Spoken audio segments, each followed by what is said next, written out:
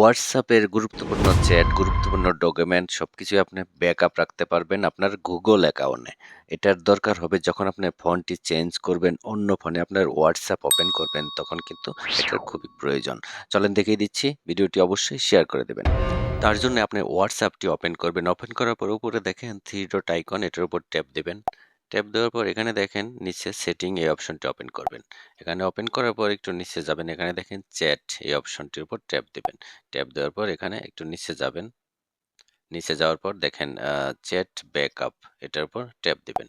Tap দেওয়ার পর এখানে ম্যানেজ গুগল স্টোর এটাকে এখানে আগে আপনার একটা Google অ্যাকাউন্ট এড করে নিতে হবে। তার জন্য এখানে ট্যাপ দিবেন। ট্যাপ দেওয়ার পর আপনি কোন ইমেলটি আপনি এড করবেন সেটার উপর ট্যাপ দিবেন। সিলেক্ট করে এভাবে ট্যাপ দেওয়ার পর দেখেন এখানে নিচে দেখবেন কন্টিনিউ এটার উপর ট্যাপ দিবেন। তাহলে এখন কিন্তু আপনার Google অ্যাকাউন্টটি কিন্তু এখানে এড হয়ে গেছে। এই Google অ্যাকাউন্ট অন্য ফোনে লগইন করার পর যখন সেই ফোনে আপনার WhatsAppটি ওপেন করবেন, তখন আপনার WhatsApp এ যাবতীয় যা কিছু ছিল সবকিছু আপনি সেম ফিরে পাবেন।